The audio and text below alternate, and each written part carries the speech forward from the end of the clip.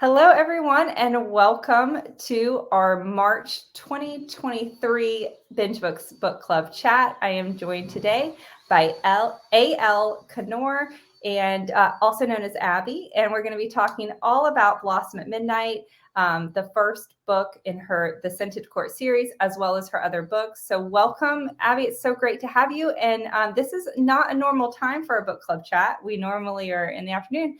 But we are battling time zones because you're in Turkey. So right. welcome from afar. I've never been to Turkey, but your worlds are so alive and vibrant and varied. So I'm curious, and we won't jump right into it. But at some point, I'd love to know, where you get the inspiration for your books. But before we go into that, do you just want to give the audience just kind of a quick introduction to you and your writing? Sure. So my name's Abby, but as you mentioned, I write under A.L. and I started writing in the beginning of 2016 and published my first book at the end of the year and never really looked back after that. I've been nurturing the dream of being a writer since I could read, which was really early age. My mom taught me when I was 3, literally. And I was always better with letters than I was with numbers. So that was the dream. And I'm very happy that readers seem to be receptive to my style of storytelling, and I'm just churning out books as quickly as I'm physically able ever since then. I love that, and I love that you wanted to be a writer from the beginning. So it's always different, kind of how everyone finds their path to being an author. So when you said you started writing in 2016, published in 2017, was it like you graduated high school, you hit the ground running towards being a writer? I don't know how old you are, but you look young. I mean, so did you have another career before you started writing? Yes, I did. I love that you think I was in high school when I started. I had a full career already. I'm 45. I just turned 45 this month. And I had, my personality type is one of those Peter Pan personality types where I'm interested in all kinds of topics. And in fact, my press is called Intellectually Promiscuous Press because of that reason. Because I was like, what should I write? I like everything. So I didn't know exactly, how my career was going to kind of funnel, but I, was interested in a broad scope of topics. So I chose that name. And prior to writing, I had worked for 8 years as a marketing director for a bath and body company in Canada that I absolutely loved in Canmore, Alberta, which is just kind of in the Rockies there, in a very beautiful kind of touristy location. And I had left that to travel, and I was in Italy at the time, and I was researching because I had kind of freelance contracts that I was doing part-time, but I was researching. I knew I wanted to do something entrepreneurial, and I didn't know that self-publishing was a viable option. And I had always wanted to be an author, but I always felt the gatekeepers were too high. I just couldn't get through them, and it was very difficult and a long process. It would take years. If you could even get an agent interested, then to sell the work to a buyer, you had to do it all up front and make it really perfect. And I was really tapped out mentally with my job because it was quite intense. And so I knew that if I was continued to work down that path, I would never make my dream a reality. So I went to a country where I didn't speak the language, which was Italy. I lived in northern Italy for a little while. I listened to podcasts, and I tried to decide, what am I going to do with myself? And I stumbled across the Smart Passive Income podcast in an interview with Michael Landerly. And the minute I heard his story, I was blown away. I was like, you write vampires in space for a living? I was like, that's amazing. And make money. Yeah. And you do really well at it. And so for literally in a span of 5 minutes, I went from what am I going to do to that's what I'm doing. And so I let my freelance contracts go. I took a full year to kind of set up my strategy, how to launch, what to write. I had always had an obsession with nautical history, mermaids, shipwrecks, anything to do with the oceans and seas. And so I already had a story in mind for a mermaid story. And so I started writing that, and not knowing what I was doing at all, really. Yeah. So have you ever written a book before? Had you ever taken a creative writing class? Yeah, I've taken a few creative writing classes when I was younger, and I had always scribbled stories for myself, but never for public consumption. And when the first time you go down the road of writing a story, you think you just sit down and you start with an idea. The idea is like the easiest part, and you're so inspired. This is also my personality flaw, is that I get captured by ideas and I get so excited and enthusiastic, and then I run down that road. And then when it gets hard, I stop and then get distracted by something sparkly over there. Another great idea. Another great idea, exactly. Even better. And Yeah. then you never finish anything. So I took a personality test when I had been working at my corporate job, and I discovered, oh, that's why I've never been able to finish a story, because this is my personality flaw, like one of many. And so I realized that if I didn't overcome that, I would never manage to, achieve my dreams. So I had to get over that hump, which is like, when it gets hard, you work hard. You just bite the bullet and you do it. You figure it out, and then in retrospect, you get help from people who know more than you about how to, make the story great. And I did that. And I wrote 2.5 books and published nothing for a year while I was just researching and building my website laboriously behind the scenes, because I'm not great at technology. Managed that, and then published a little short story just to see if I could manage the dashboard. And I got through that okay. That was the end of December 2016. Published the first book, had the second book almost ready for pre-order, third book half written. And in my first month, I managed to surprise myself with a modest 4-figure income in that first month. And I was like, this is going to work. I have a great feeling.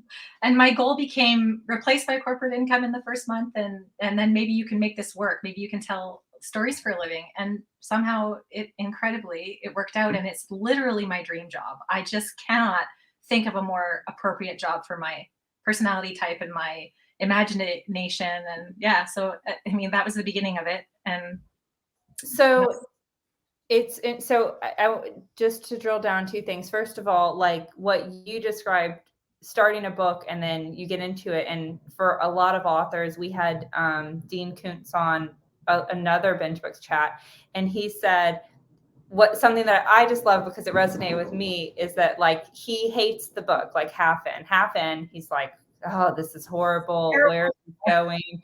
What am I doing? I'm a horrible writer. No one's going to enjoy this, and that resonates with so many. I think for me, it's just part of the creative process. And now I just know, oh, this is the portion of the book where I think it's the worst thing ever. And like you said, when it gets hard, you just work harder. I love that. But is that really kind of what you did, like with that first book, with those first few books, is when you got a shiny, sparkly idea, do you allow yourself to indulge in it a little bit, or do you just like bat it to the side and keep going?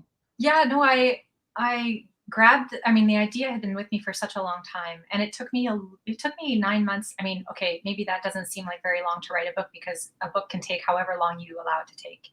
But it took me 9 months to write it. And for somebody, an indie especially, you know how important it is to be quick. And I was like, this is hard. Like, I've never done anything harder than this. And the ending was terrible. And I was like, this is not satisfying. Why didn't I think of this beforehand? And then I realized, I'm an outliner. Maybe I should think about that before I start writing and putting all these hours in. But in the end, I shared it with my editor, who was not Nicola at the time. It was a different lady. And she wrote back with an email. And I remember my palms were sweaty. I was shaking. Like, I opened the email and the first line said, "Did you know that you're a writer?" And I burst into tears. I was bawling. I was just like, it didn't suck so bad. Yeah, it was just that encouragement I needed. And I mean, of course, it's like, red marks everywhere. And I was like, that's great. Like, tell me how to fix this and make it great. And she did. And thankfully, readers responded to it, even though since then I've since taken that book back and also polished it and made it even better, because you learn so much through, like you say, you've been through this so many times now. There's going to be a point, which actually I addressed in my newsletter today. I'm at the point with the book I'm writing currently where I think it's pretty terrible and nobody's going to like it. And imposter syndrome sets in. And what am I doing? This is going to break my career and blah, blah, blah. But I know logically, this is going to pass with hard work. It just takes polishing and going over it and getting feedback and making it better and using every last minute that you have to make it as great as it can be. And then once you release it to the wild, you've done all that you could. And, usually, well, so far, thankfully, my readers are kind. It worked out. And since 2017, so in 5-6 years, now it took you 9 months to write that first book, but now how long does it take you to write a book? Yeah. So I went through a little process where it's like, how fast can I write a book? So I did the first one in 9 months, the second one in 6 months, the third one in 3 months, the fourth one in 1 month. And then I was like, that's too fast. I'm hurting. My body is hurting. I have TOS. My arms are turning blue, like literally in the middle of the night, I would wake up and they would be blue. Like that's okay, back off a bit. So now I can write a story, my length of story, which originally I started around 65, 75,000 words in about 2 months. That's a decent pace for me. But now, like with these fat suckers, which are twice the length, they take more than twice the work. Like this, it's a lot of work, as you know. Yeah. That those ones have taken me around 5 months to write, to a point where I'm happy with them, and they don't embarrass me when I push them out the nest. And I see we have a question from Patricia, who's joining us from YouTube. She says, how do you manage your characters, their personalities, links to other characters, etc.? So can we talk a little bit about characters and how you create characters and Yeah, names? absolutely. So the characters that I created in my first series, which is a 6-book series, but the first 5 books are nonlinear. You can enter that series at any point, because each of those, it's 5 girls. 4 of them know each other. One of them doesn't, but they all go to school together. They're all going somewhere different for their summer vacation, and each story takes place over that summer. So each time you pick up, what's the name of that series, just so we can link it? The Elemental Origins series. Okay. So it started with the mermaid story, which is called Born of Water. And as I was writing that, I was like, I can turn this into an elemental magic series with Born of Fire, Born of Earth, Born of Air, Born of Ether. And so those came along after I wrote the first book, actually. I didn't realize that it was going to turn into an elemental magic series. But I did that strategically because I wanted all the girls to be texting each other during the story and giving hints that something was happening in their lives, but that the girls were not totally transparent with each other, even though they're best friends, because what was happening with them was supernatural. And they were a bit like, this is crazy. They're not going to believe me. So those characters, they became like foundational characters in my universe. And then, readers loved them so much that I continued to write for each individual girl, and that became spin-off series. And I have a wonderful editor who's also a fan who tracks everything in Aeon for me, like it's a chronology software. So she she's called persnickety. So which I really appreciate, because she's very attention to detail. She puts all the details of the stories into this Aeon chronology so that I can go in and look like this was happening at this time while this girl was doing that. And so that keeps track of like consistency issues, which can happen really easily, especially when you're doing layered series like that and it's not linear. And then, so are all of these books in this series all happening at the same time? The first 5, yeah. Okay. So they're all happening in the same span of time, but you're having to, as an author, not give away plot lines or outcomes of things that are happening. I mean, this is very difficult, actually. Like, it wasn't easy brain to compute. Yeah, most like linear series, you leave a hook at the end of the first book to entice the reader into the second story. With this, I couldn't do that. I had to use a different way to try and hook readers into continuing the series, especially because the 5 girls they're telling their own story, and you've just fallen in love with Targa. You're not interested in reading a story about her friend Saxony or Georgia. You want to know what's happening with Targa. So that was really challenging. Because I had to find a way to get readers to like those other characters, even though they weren't actually in the story. They were only in the story with text messages and a bit of backstory, and the girls, meeting up with each other at the very beginning to say goodbye, that kind of thing. So that was super tricky to manage. In retrospect, I'm not really sure how I did that, but it somehow worked out. And when did you write this? Did you write all 5 books and then start the spinoff series, or would you write like The Mermaid and write all of her books and then Yeah, I wrote the first 5 books of those 5 characters first and published them throughout 2017 and the beginning of 2018. And then I wrote a 6th book that brought all those girls together.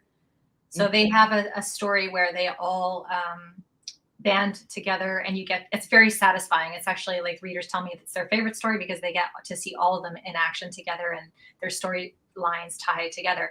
And then after that book launched and people were still asking me for more of those characters, I was like, well, okay, I'll go back and I'll write a trilogy for Targa. And that was the mermaid.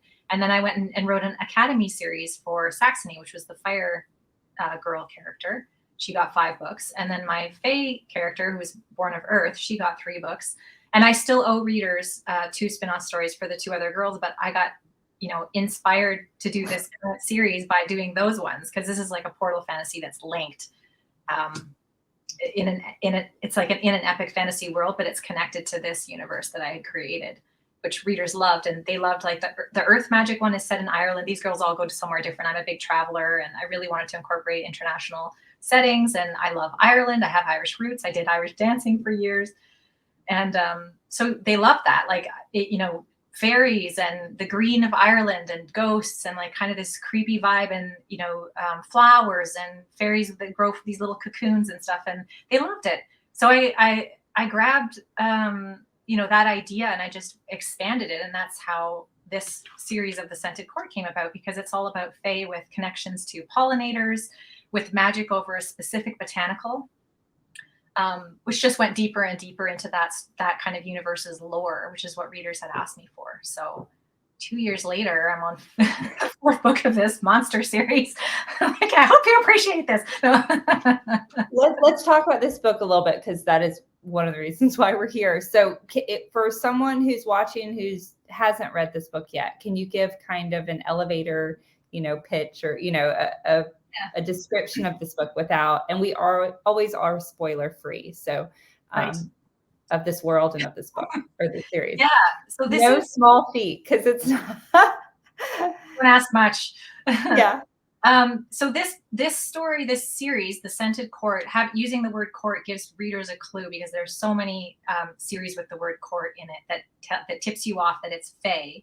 So it's in a Fae universe and an epic fantasy universe that's connected to ours, but you actually very, very little crisscrossing between our universe and this universe.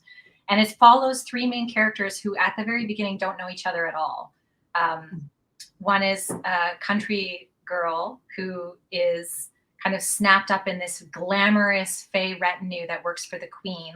And her, she gets sucked into this world of 50 very special Fae, Flora Fae, that each have a pollinator, and their magic is connected to a very specific botanical. And their magic entertains the wealthiest country in this continent, the wealthiest kingdom in this continent. And their secret to their fame and the wealth of the country is to do with their perfumes that they manufacture, which they do in a very unconventional way. And then the other characters are, one is originally from the Earth series that I wrote. People really love this character. He's a male named Laic, and he is in disgrace at the beginning, and he goes on a commission to this kingdom. And on the way, he meets the 3rd character. So these 3 characters, their stories intertwine, though they don't know each other at the beginning. And you start to see how their backstories are actually affected by one another and how they have to band together. They're from completely different worlds, but they end up, kind of undertaking some heroic, incredible feats. And intertwined with that is, of course, some beautiful, like, romance threads. It's not a typical fantasy romance in that the romance is the main thread. I always have romance, but it's never the main. I prefer courtly intrigue, adventure, danger, things like that, and relationships between characters. So those are all, like, friendships are a big theme in my stories, especially between women and between mothers and daughters. Those relationships can be really fraught as well.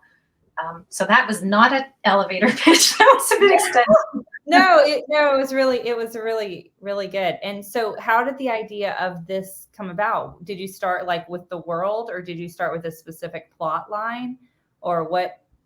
I had the world, like when I wrote the series, the Born of Earth character, her name is Georgina. And when I wrote her series, because she gets a trilogy that's set in Ireland, she is able, because she's part Fae, she's able to witness the birth of new fairies, which happens when a drop of water is penetrated by sunlight, and it becomes this little translucent tiny cocoon on the underside of a leaf that most people aren't aware of.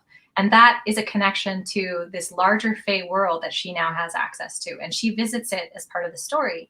So that became, if you imagine like Holly Black's world, like, the fairy is the place where the characters go, and there's all this drama and intrigue and politics and everything happening in this Fae kingdom where there's so much magic. And the readers really liked that world that I created. I hadn't intended to expand it, but because that was what they were asking for, I was like, okay, I can do that. And then I really dove into kind of the mythology that I had started developing, and dug deeper, like how do these connections work? Why are these Fae connected to these botanicals, and how is the magic accessed, and what's the benefit for the kingdom? And in a very practical way, like there's not so much magic that things seem easy and people can zip here and there and there. It's still very grounded. But I had to buy like a huge dictionary of botanical names and nomenclature, and like look up like what pollinators are attracted to those plants, and all that. There's a lot of research that actually went into it, which I really enjoyed. So it kind of just expanded organically, I guess, off of this other series that I had created initially. Oh my gosh. And like, I'm not a fantasy reader. This is one of the first, fantasy books I've read in ages. So is like what you just talked about, like the drop of water, like the creation of did you invent that, or that's in every fantasy book and it's like a common way? Yeah, I invented that. I thought if Fae were real, I'm not saying they ain't, but how would they come about? And so I thought, one day, I don't remember, I think I was in Italy, and I remember seeing beautiful, clear dewdrops on the underside of roses. Like there's so many roses that grow up in Trentino, yellow and red. They're just stunning. And when the sunlight comes through there, something special happens. Like it turns into a jewel. And I thought, what if you take that a little further, and that actually creates a teeny tiny little fairy whose job then, after they're hatched, is to, contribute to Mother Nature and heal illness like within the earth and help things grow and all that, right? So that was like the wee folk part of my mythology. These Fae are different in that they procreate the same way we do. They're just as big as us, if not taller, like more like the elves, kind of from like the Lord of the Rings. Mm-hmm. Yeah, more elfin. But there's also both worlds, like the wee Fae and these larger Fae, who are much more relatable to us as human beings, which is what I wanted to keep, because I think there's a value in the reader being easily able to slip into that world themselves, and not have to imagine themselves as something vastly different from what they already are, if that makes sense. It does. We have another question. This one's also from YouTube, from JD. And he said, you're such a good writer and a great storyteller. How difficult was it to learn the specific tropes and conventions of stories in your genre? Do you think you'll ever write novels in a different genre? So let's kind of work on the first one first. And for readers who might not know what tropes or conventions are, I guess a more dumbed down way of asking that, I don't mean to say dumbed down, but is to kind of say, how familiar were you already with fantasy writing and with everything involved? And like, I didn't even know what Fae was when I started reading this story. That's how out of it I was. But how difficult was it for you to learn about building blocks of fantasy stories? That's a great question. And thank you for the compliment, JD. I think there was, because I was a voracious reader and fantasy was my chosen genre to read when I was younger. It's not now, but it was then. And I just consumed so much. I was such a bookworm. I think my trope understanding was not conscious. It was actually unconscious, because I had tropes that I loved, but I didn't realize they were tropes. Like I love old haunted buildings, like manors that have been, kind of left into ruin and disheveled, and there's secrets there, and secret staircases and back rooms and dangerous dungeons and things like that. That's one of my things that I'm attracted to. I love twins. I love triplets. I tend to write about triplets for some reason. I love nature, and drawing from my love of nature is very easy to slip into the Fae universe. So I think I also love secret baby. Like that's one of my favorite tropes, and I had no idea it was a trope up until recently, actually. So I would say my education about that came organically as I absorbed what it was like in this day and age to be an author and the things that you had to be aware of. But I never wrote to tropes specifically with intention. I did it because I just like that. I just like those things, that I wanted to write about the things I love. Shipwrecks, like mermaids, you know, those Mermaids. Yeah. specific things that a subset of readers are really attracted to, thankfully, not just me. And so to take those things and turn it into a story was a very easy, kind of organic thing that happened. And only now, like especially in the last several years, I'm like, okay, tropes are important. You know, and as you know, for his other question, I would love to write novels in another genre. I love historical fiction. That's my chosen. And actually, I love literary fiction too. Like I'm reading a Ken Follett book right now, and I'm totally sucked in, and I can't put it down. I'm like, this is amazing. I just love this story so much. So I actually don't read that much in my own genre anymore. But I think all those years, because I write YA, I'm writing, you know, aiming at a younger audience. Although majority of my readers are actually adults, and a lot of them are retired, and they're just like, I just love this genre. Because YA is a genre, and you think that it's targeting teenagers, but actually it's just targeting people who love to read stories about young people who Yeah. haven't solidified anything in their life yet. They haven't found a life partner and a path, you know, a vocation, and they're, you know, they're full of hormones, and they're fighting with their family, you know, there's school dramas, and like there's so much. It's just a rich genre to mine for content. So yeah, I think it kind of happened for me naturally, and I was lucky in that the genres or the tropes that I like are in fact enjoyed by quite a lot of readers. I love that. Patricia from YouTube said, will there be more of, now I'm afraid to say any names. Is it Gemma? Is that? Yes, Gemma. Oh my goodness. I'm shocked that she would ask that. Why? So for those of you, for the audience who doesn't know, can you tell us just a little bit about who Gemma is? And yeah. Then Yes. Gemma is a secondary character, a very small secondary character in this story, in this series. She's the sister of one of the main characters named Chifta, which is a name I probably regret choosing, but I like it.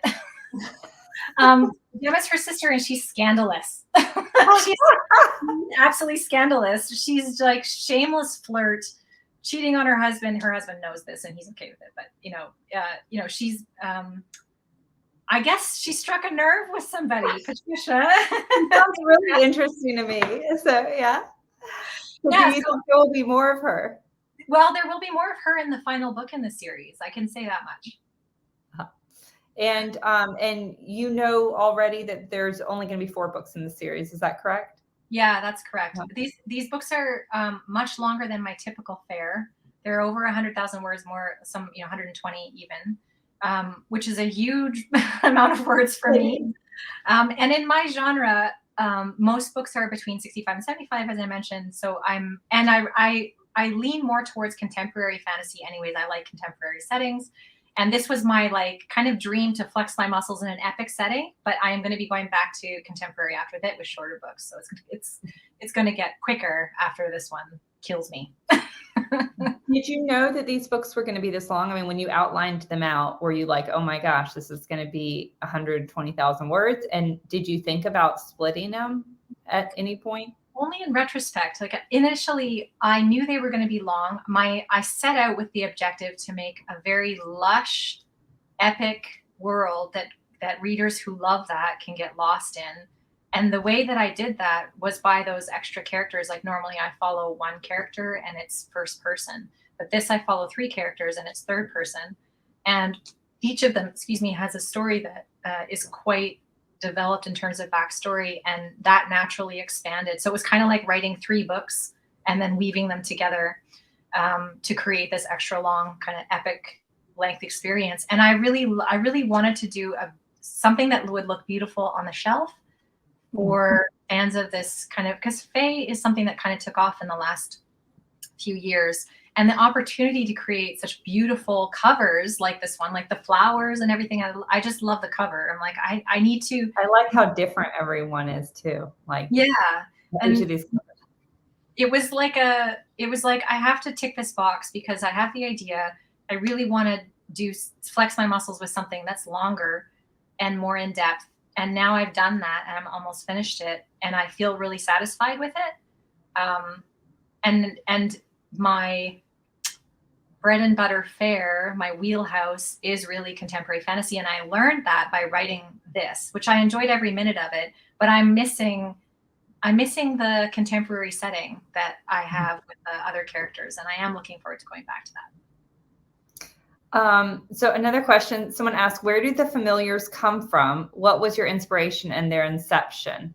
Like the wee folk and the dewdrops. Can you talk about the familiars? And this was another concept I wasn't familiar with, was the familiars. Did you invent the idea of familiars, or is that No. a common?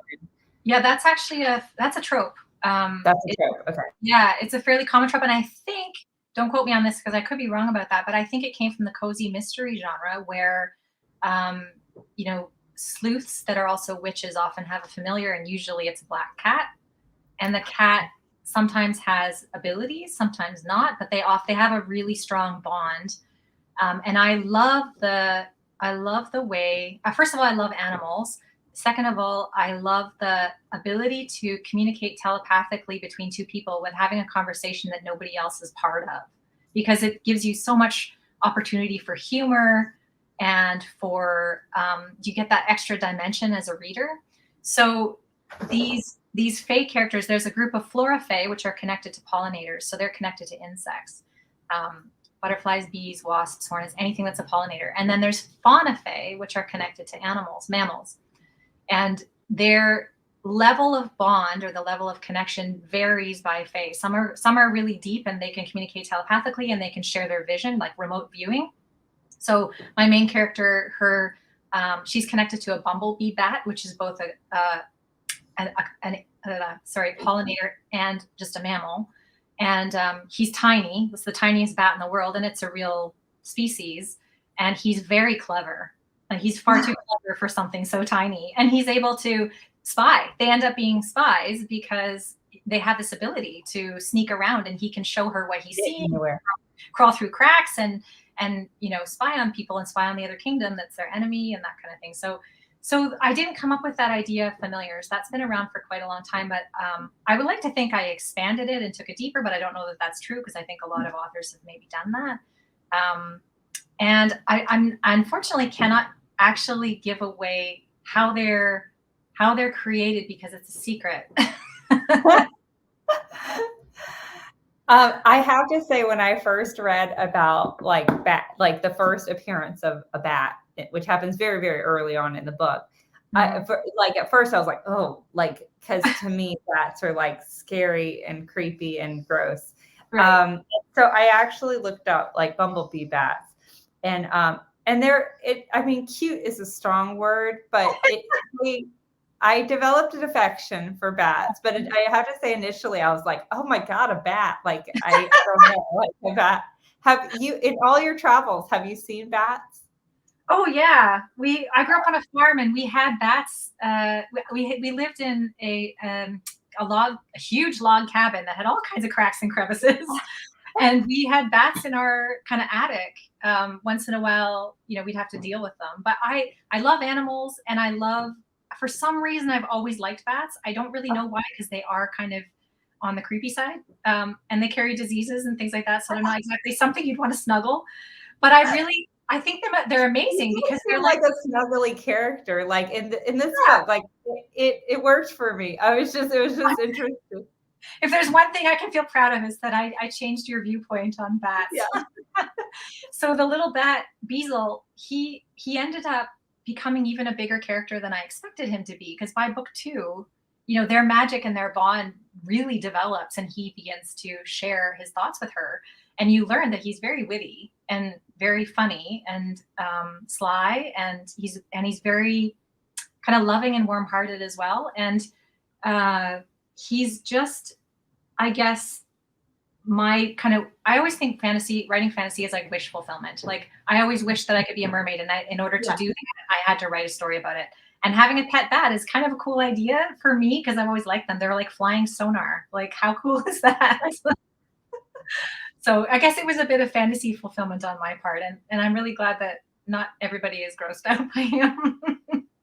No, and I think it depends on where, like in my mind, bats are like Dracula and like, they're like piranhas that are all going to like attack me and suck my blood and kill me. And I think it's just being around. I had pet rats at one point in my life. And so I have an affection towards rats, but I understand why a lot of people would think rats are gross and disgusting. Right. Like, Yeah. so I could see, I totally get it. So we are out of time.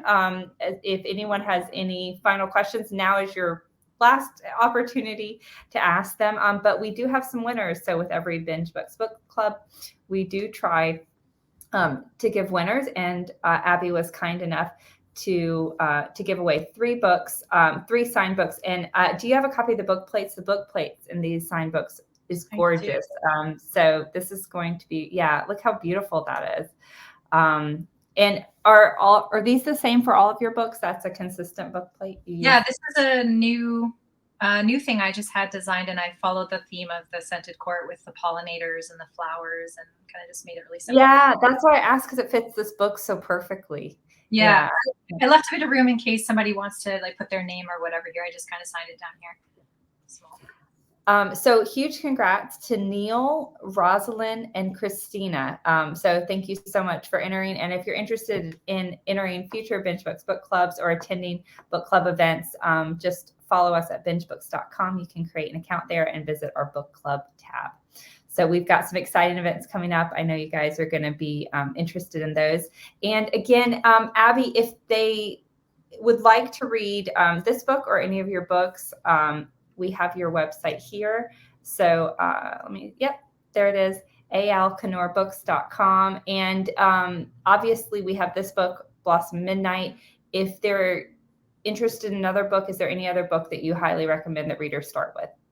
I always love to suggest Born of Water, the first book that I ever wrote, because it won an award in Miami, so I know it doesn't completely roast. And it's usually a nice introduction to my universe. And if people like that story, then they'll want to experience more. Perfect. Thank you so much for joining us today, Abby. Thank you for everyone who joined us on YouTube and Facebook, and check out bingebooks.com for more book club events. We will see you all in a couple weeks with our next event. Thank you so much, Abby. Thank you.